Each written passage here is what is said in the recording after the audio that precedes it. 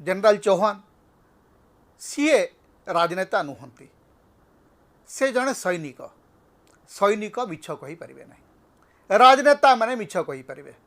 नरेंद्र मोदी कही पारिबे जे आमे सब किछि सारिदेलु, आमे पाकिस्तान रो पूरा आतंकवादी शिविर को ध्वंस करदेलु, आमे विजय तिलक पिंधिलु, आमे घरे घरे सिंदूर बांटिबु। एक कथा नरेंद्र मोदी कही पारिबे, एक कथा अनिल चौहान कही पारिबे नहीं। कारण अनिल चौहान होउचंती सैनिक, सेनापति।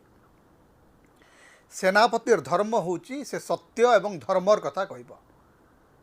सेनापति आदौ गोटे भूल तथ्य देबे नहीं। एवं जो सांग्रिला समिट रे आपणकर पाकिस्तान रो सेना नायक अछंती, भारत रो सेना नायक अछंती। It's an international summit.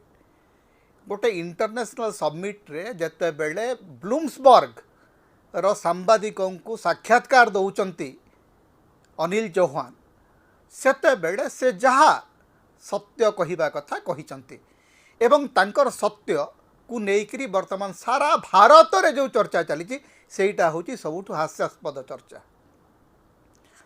आमर कान मिछ शुणिबारे एते अभ्यस्त हो जाइछि जे जदि आमर सेनापति सीडीएस होचंती, आमर सेनापति जदि सत कहते आमे से सत को मध्य ग्रहण करने को प्रस्तुत रहू।